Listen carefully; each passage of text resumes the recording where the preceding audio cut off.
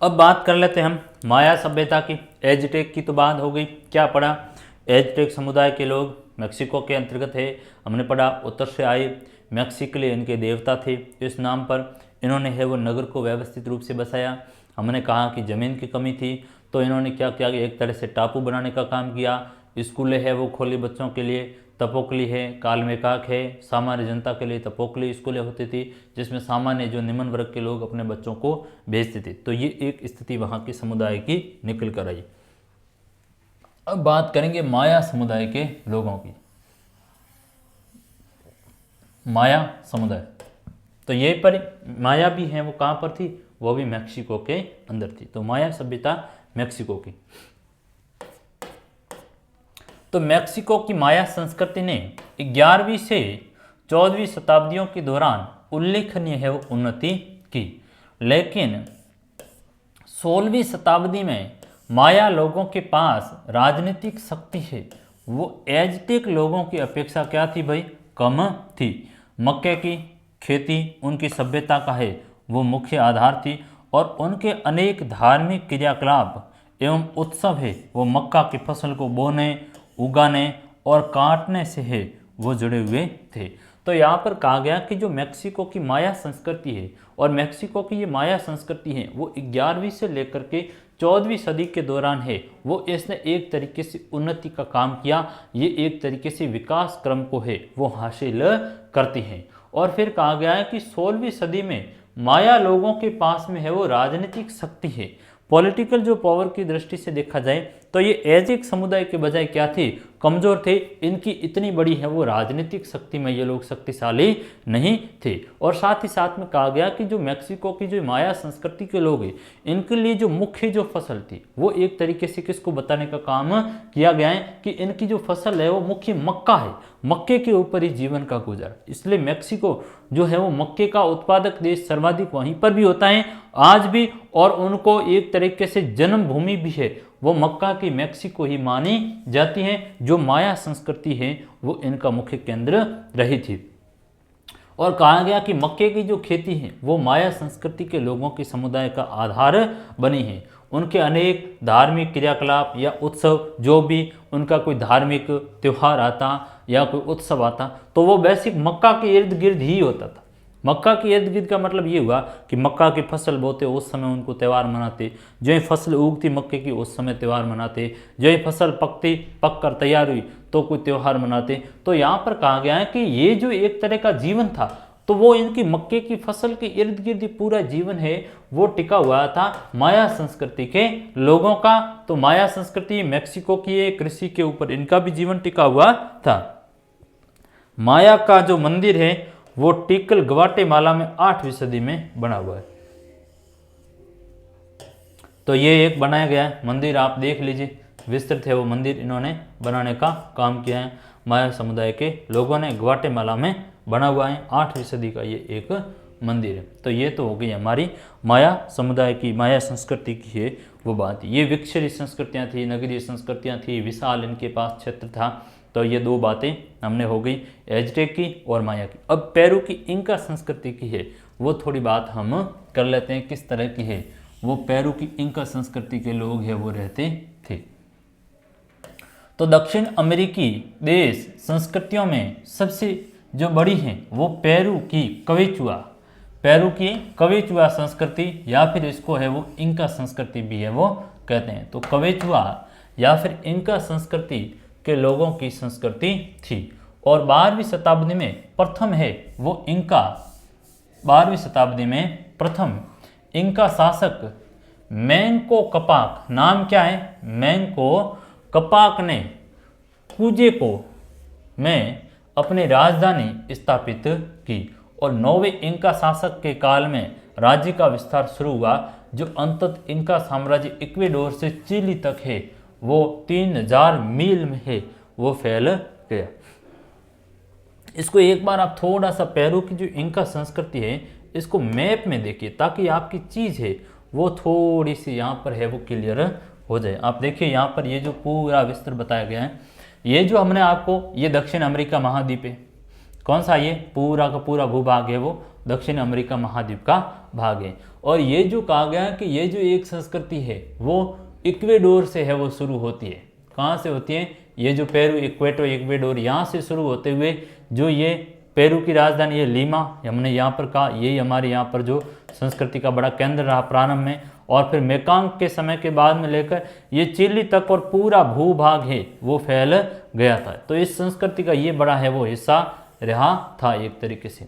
ये जो इस कलर में बताया गया वो तो स्पेन के ये अधिकार में है, स्पेन के अधिकार में ये बाद में जाकर के आती है, स्पेन के अधिकार में ये बाद में जाकर के आती हैं, लेकिन ये इसका एक तरीके से पूरा का पूरा है वो हिस्सा रहा, इतने है वो बड़े भूभाग में है वो ये संस्कृति फैलने का काम की।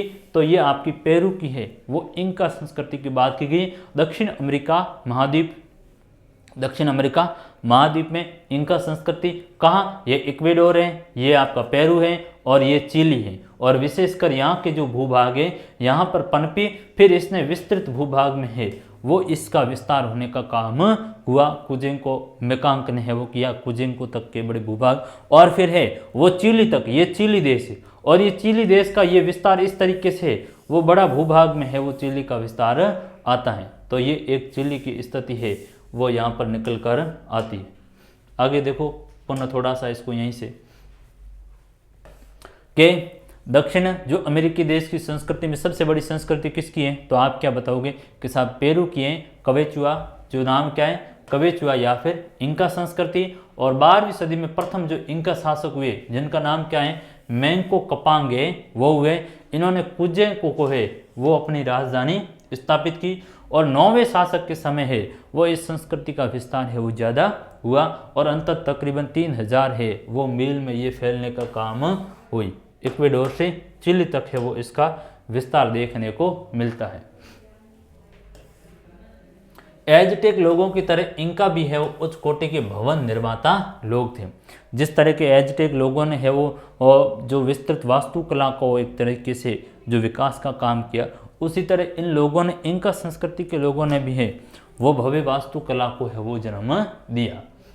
इंका सभ्यता का आधार कृषि था और उनके यहाँ जमीन खेती के लिए बहुत उपजाऊ भी नहीं थी, इसलिए उन्होंने है वो पहाड़ी इलाकों में सीढ़ीदार खेत है वो बनाए और जल निकासी तथा सिंचाई की प्रणालियाँ विकसित की। और हाल ही में यहाँ बताया गया है कि 15वीं शताब्दी में एनडीआई आदि त्यकाओं यानी उच्च भूमि में से खेती आज की तुलना में काफ़ी अधिक परिमाण में की जाती थी।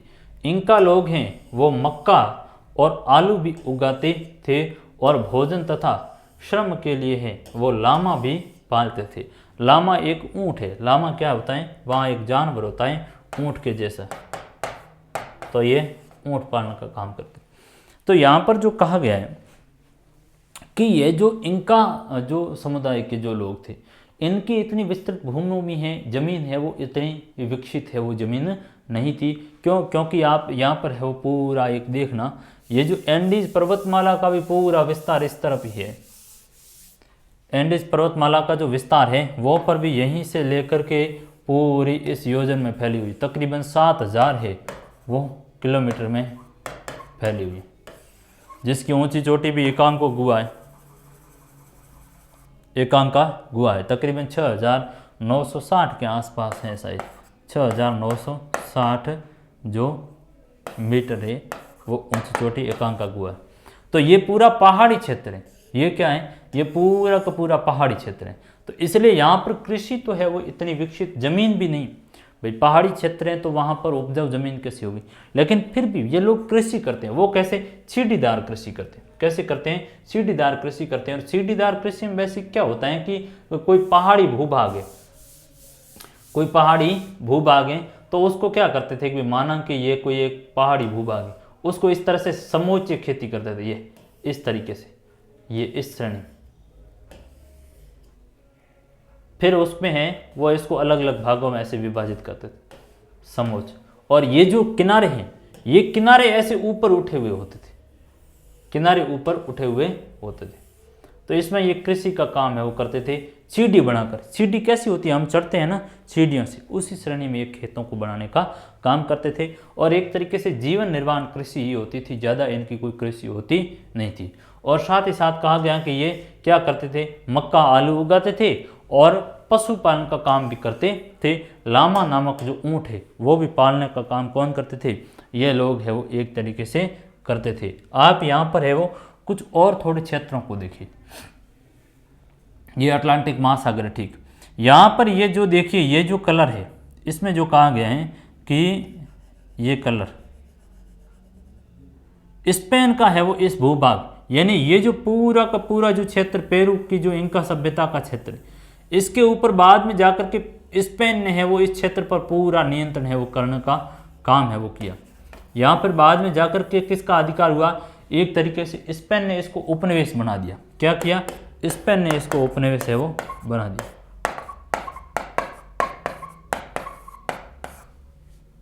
दूसरा है पुर्तगाल का, तो पुर्तगाल का मैं कलर ये ले लेता हूं।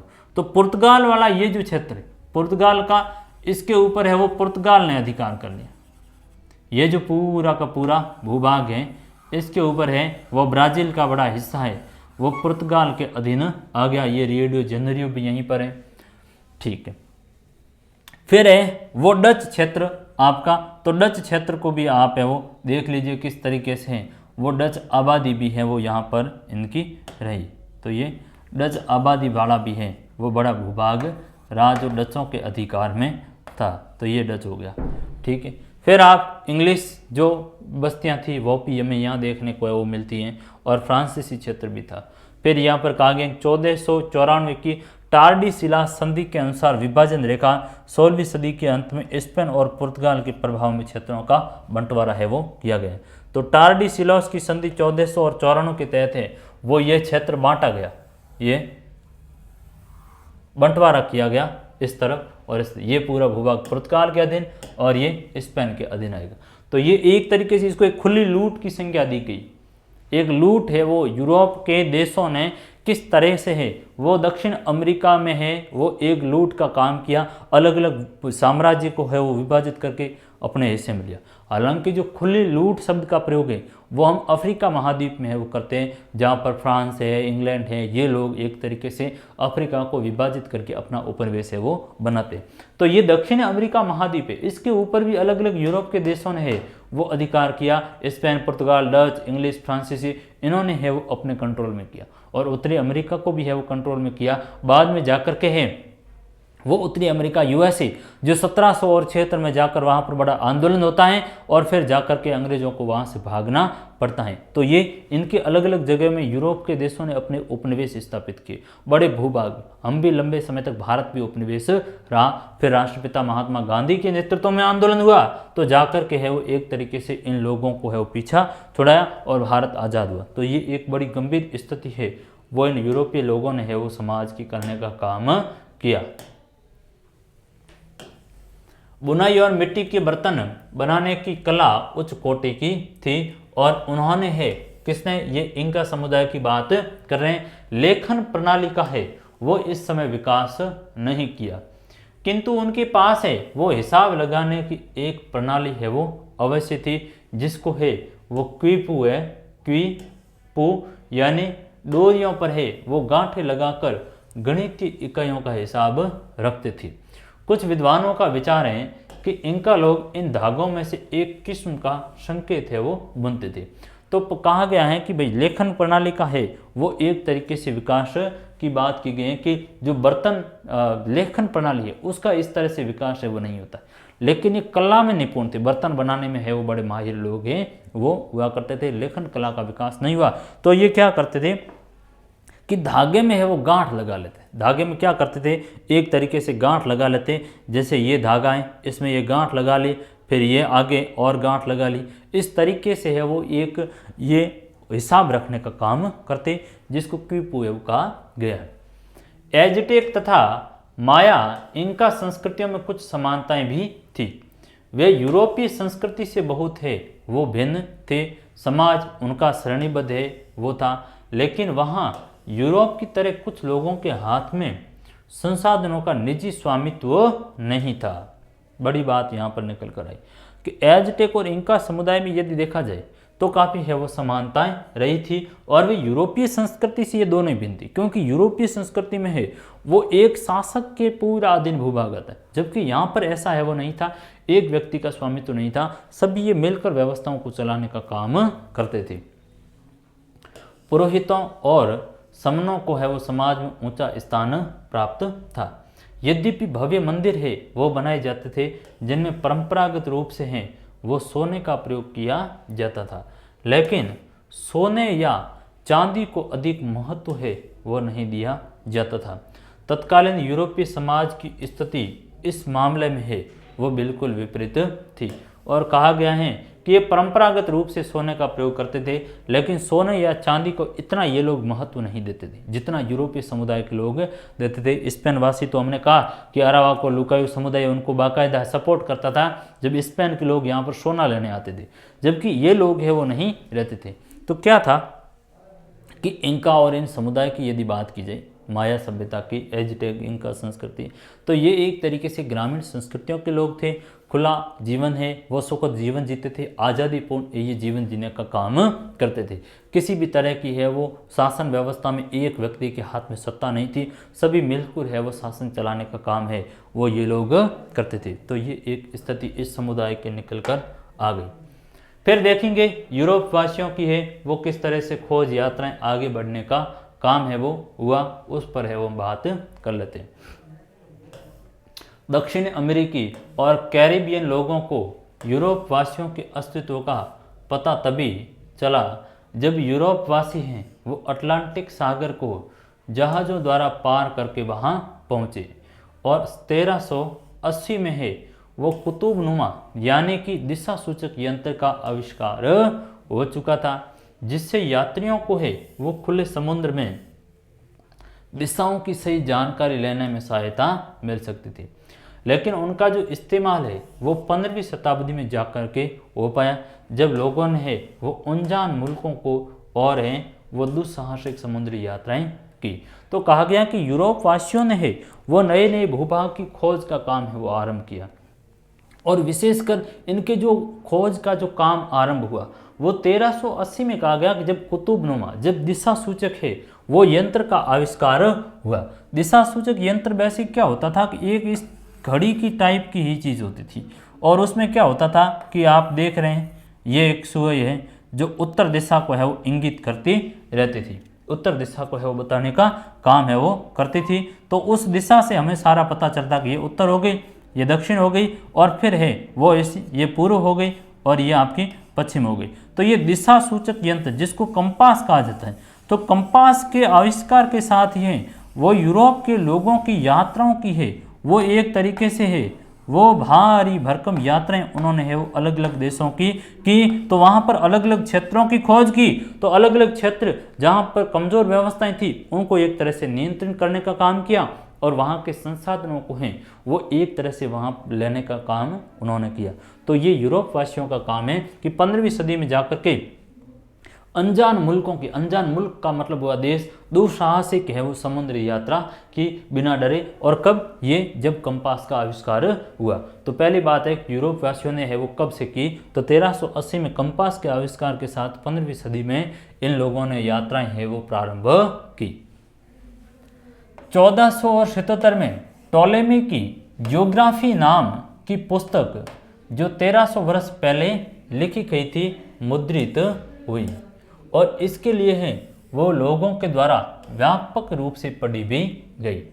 मिस्रवासी टोलेमी ने विभिन्न क्षेत्रों की स्थिति को अक्षांश और देशांतर रेखाओं के रूप में भी है वो व्यवस्थित किया, और इन विवरणों को है वो पढ़ने से यूरोपवासी दुनिया के बारे में भी जानकारी मिली। तो यहाँ पर कहा गया है कि 1477 में टोलेमी की जो ज्योग्राफिया करके एक पुस्तक आती है, ज्योग्राफी की पुस्तक आती है, उस पुस्तक ने एक आमूलचूल परिवर्तन का काम किया।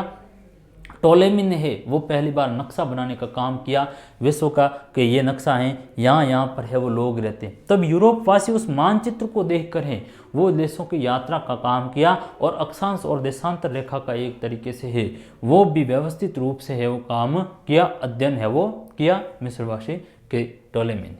ठीक बात है। फिर कहा गया है कि ये जो यूरोपियों को दुनिया के बारे में जानकारी इस पुस्तक से मिली, कि उन्होंने कहा कि उन्होंने 3 महाद्वीप यानी यूरोप, एशिया और अफ्रीका में है वो बंटा हुआ है। टोलेमी की पुस्तक से हमें पता चलता है एशिया, अफ्रीका और यूरोप, जबकि ये जो उत्तरी अमेरिका और दक्षिण अमेरिका, इसलिए इनको नई दुनिया कहा गया है, इसलिए इनको नई दुनिया कहा गया है क्योंकि पहले इनसे परिचित थे नहीं।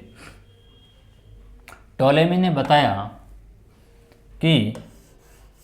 बताया कि दुनिया गोल है, लेकिन उसने महासागरों की चौड़ाई को है वो काफ़ी कम आंका, और यूरोप वासियों को इस बात का भी कोई अंदाज़ा नहीं था कि अटलांटिक के दूसरी भूमि पर पहुंचने के लिए उन्हें कितनी दूरी तय करनी होगी। चूँकि वे ये सोचते थे कि ये दूरी बहुत कम है वो होगी, इसलिए उनमें से कई बिना सोचे समझे समुद्रों में है वो उतरने के लिए उतारू हो गई। तो ये एक बात आ गई साहब, टोलेमी की ये जो किताब है इससे हमें है वो ज्योग्राफी के बारे में पता चला कि साहब एशिया है, यूरोप है और अफ्रीका, ये 3 महाद्वीप हैं जहाँ पर लोग रहते हैं, और दिशा सूचक जो कंपास का है वो आविष्कार हो चुका था। तो अब लोगों ने यात्राएं हैं वो प्रारंभ की, और यात्राएं आरंभ की तो कहा कि इन्होंने, टोलेमी ने बताया कि दुनिया गोल है, और साथ ही समुद्र की चौड़ाई के बारे में है वो कोई विशेष बात नहीं कर पाई। तो यूरोपियन लोगों ने सोचा, यूरोपीय जो नाविक थे उन्होंने सोचा कि समुद्र है वो इतना ज़्यादा है वो लंबा नहीं होगा, इसलिए ये यात्राओं के लिए क्या हुए, उतारू हुए, और इन्होंने है वो बिना सोचे समझे हैं वो अलग अलग द्वीपों की यात्रा का काम है वो प्रारंभ किया। तो ये एक है वो स्थिति यहाँ पर निकल कर आ गई। यूरोपीय वासियों की खोज किस तरीके से है वो इन्होंने अलग अलग क्षेत्रों की है वो खोज का काम किया, अलग अलग भूभागों को है वो खोज करके एक तरीके से अपने उपनिवेश स्थापित करने का काम किया। तो ये तो आज की हमारी क्लास होगी। क्या बात थी?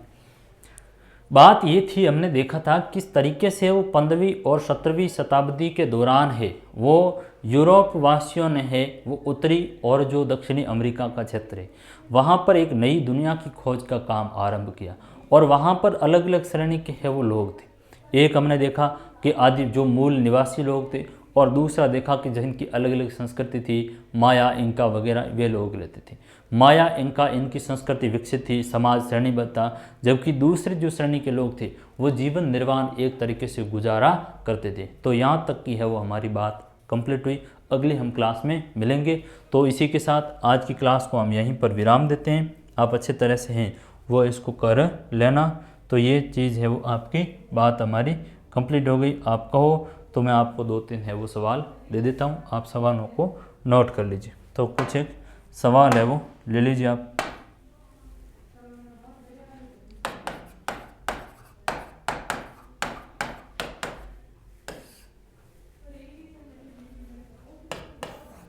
पहली बात है, माया व एज़टेक संस्कृति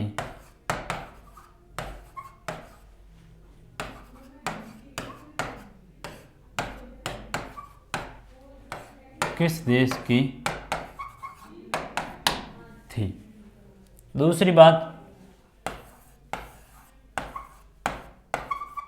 इंका संस्कृति का विस्तार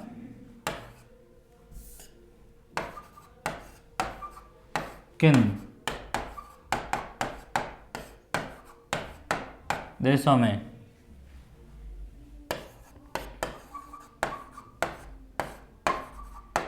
देखने को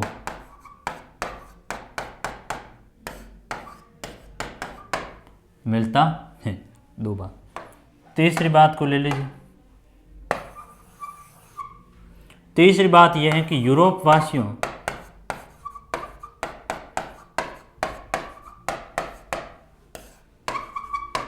की समुद्री खोजों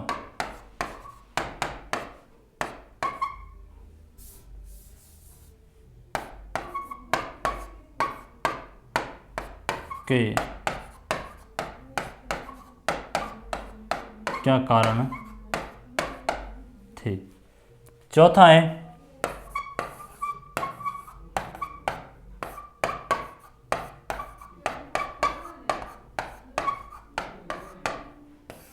मूल निवासियों की संस्कृति को